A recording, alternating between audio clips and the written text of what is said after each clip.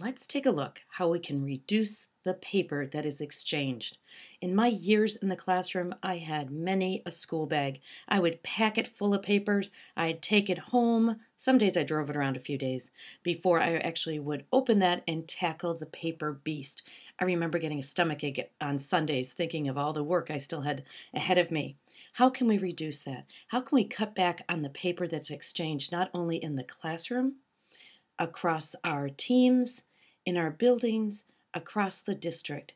And we want to go beyond email, just email. And I want to show you in this module some ways, some technology tools that can help you with that paper exchange. And it all starts in the classroom with a content management system, some type of system that lets you create assignments, give them to students, have students complete the assignments, and give them back to you all in a digital environment. Now, I know all of you are not in a one-to-one environment in a perfect world, that you have a laptop in front of every single student, but you can still use this type of environment if you give them time to get the assignments back to you. So just because you're not one-to-one, don't ignore this, because now we can send students assignments all the way to their cell phones. So some type of content management system, and my favorite one is Schooltown, because I can go in and be as organized as I want to be and set up a whole month's worth of work, a whole semester if you wanted to, and I can hide things and display them whenever I want. But what Schooltown also offers is safe social networking. So the only people that are in this class that you're looking at are the people that I invited in. You can see over to the right, I have the opportunity to chat, discuss, create bookmarks or files. I even can upload media for students to see. So the whole concept that every single thing is here that my students need in the classroom or outside of the classroom. Now, I use this a lot for professional development. And one of my rules in my week-long camps is that if you try to give me anything on paper, you fail. Fail. Everything goes through here. Every podcast, every movie, everything comes through my content management system. And that's base one, what you need. There's a number of choices. I happen to like Schooltown, and let's take a look at what your other options are. Now, come on, remember, we're thinking outside of email. What's another way that we can exchange information without going to paper? Moodle. A lot of school districts use Moodle. Yay! I have trouble with Moodle personally because I'm just not technology savvy on the server end to keep moodling, for lack of better way to say it. I always seem to be a few versions behind, but I work with a lot of school districts that are feeling great success with Moodle. The great part about Moodle is it's free. Schooltown is free for 2 classes, but then there's a fee for additional classes. Moodle is free, but you need people to be able to support it on the server side. So unfortunately what happens, a lot of people get so excited, free, great, we can have this up and going. But you really do need somebody that understands how to keep it running. There's people that will host your Moodle for a fee. So all of a sudden your free became a fee, but it's still not that much. So Moodle, they call theirs a course management system. So, but it's still called a CMS. Or a learning management system. So they're kind of that term is used kind of the same. Your district may also have built their own content management system, and even some states have delivered curriculum this way with a system that they have created. It doesn't matter what system, but you need a system. Now, big one you might know of, you go, how is this like Blackboard? Blackboard, as I would say, the Cadillac of them all.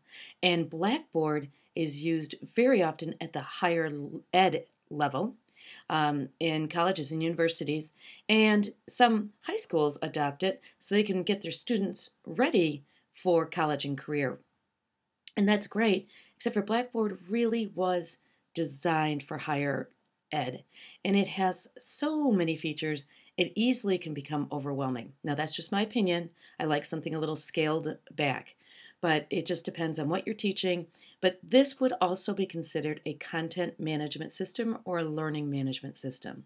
Sometimes they're also referred to under a kind of a lump group that are called platforms, learning platforms. So you've kind of seen a couple of them, but this one definitely is the Cadillac of them all, in my opinion. A lot of you at a university might also see LiveText. LiveText is again was originally created for higher ed, and it gets a little clunky. Now, of course, my opinion. Some people can whiz through this and it's great. Other people try to take online classes and can't navigate it. So it really depends. The key is all of these have in common is that we can exchange information digitally within our environment, the environment that we create.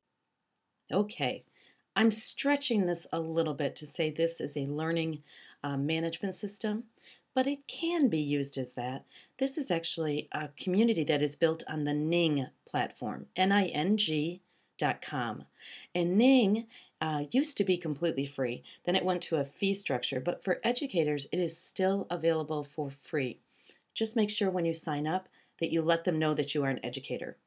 Well, Classroom 2.0 is the community, but the bones of it are built on Ning, where again you can have everybody has their kind of own page or their own community. You can set up discussions and chats, but you could also exchange files, folders, gather information through the discussions, those kind of things. You could still do that for free using Ning. So Ning.com. And if you've never done any social networking, Classroom 2.0 is a good place to kind of look under the hood and go, I don't understand what social networking is, because this is where I started, and I finally understood what the big hoopla was about. Here's another example of a Ning, and you can see it's really built, the bones of it are the same. The person that starts the Ning, the teacher maybe in this case, would be in control of what features they turn off and turn on. So depending on who you're working with, you can turn off the chat, turn it on, whatever you want. But this would be an example of a Ning in education. Now, Edmodo, a lot of people are embracing Edmodo, and this again is the teacher-student where they're linked together, where the teacher can do all different things. It really becomes a community where the teacher can give assignments, can create calendars, can chat, can discuss. It's really has a nice look and feel, like it is kind of Facebook meets Twitter, Organize the Classroom, and I've heard great things about how people are really excited to again reduce the paper because you don't need to print out that worksheet. You just put it on Edmodo for students to access. Okay, this could be the highlight of this module. I'm so excited about Dropbox. Dropbox. I started using it just about 6 months ago and love it. The way I describe it, I call it my virtual flash drive in the sky. Meaning, I don't need a flash drive and I can go from any of my internet enabled devices. I can put everything in Dropbox and I can pick it up on any of the other devices. Love that. So take a picture on my phone, put it in my Dropbox app on my smartphone, put it in my app, and then log into Dropbox.com. And there is the picture that I took on my phone. If you send me an email and go, oh, I really need whatever, and it's too big for email, I can put it into Dropbox in a public folder and I can send you the link. So it really is a fantastic way to reduce paper. Some classrooms have their own Dropbox where it's kind of a shared password, shared environment. But one of my schools at the high school level is using Dropbox for students to exchange things back and forth. So instead of trying to have a shared drive and have access to the shared drive, they're just saying use Dropbox. And they're not using the downloaded software, they're using just Dropbox.com. Absolutely one of my favorite things. And it works on just about everything. Okay, Evernote. I love Evernote. And I think I love it because it's so flexible. that I can capture anything, anytime. So I use it a lot. I'm kind of a foodie, and I like to take pictures of different food and share that with my friends. Got to capture that moment while you can. So I use the camera feature a lot, especially on my cell phone, where I can snap a picture and I can write a quick note about it if I want. I could just use a voice record if that's all I can do.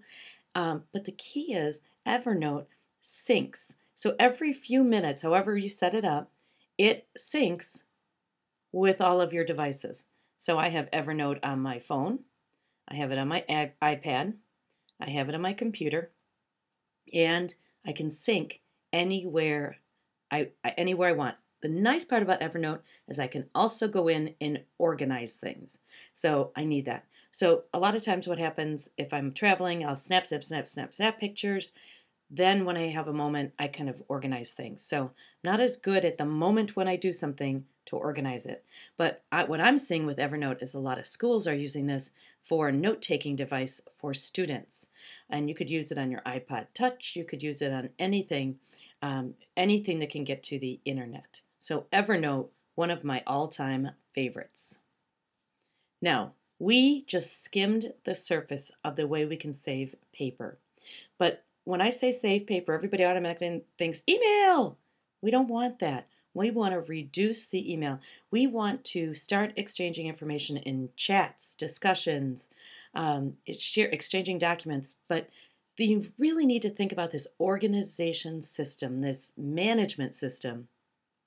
And a lot of people think about this app and that app and this app, but really you got to think about how are you going to pull all this together?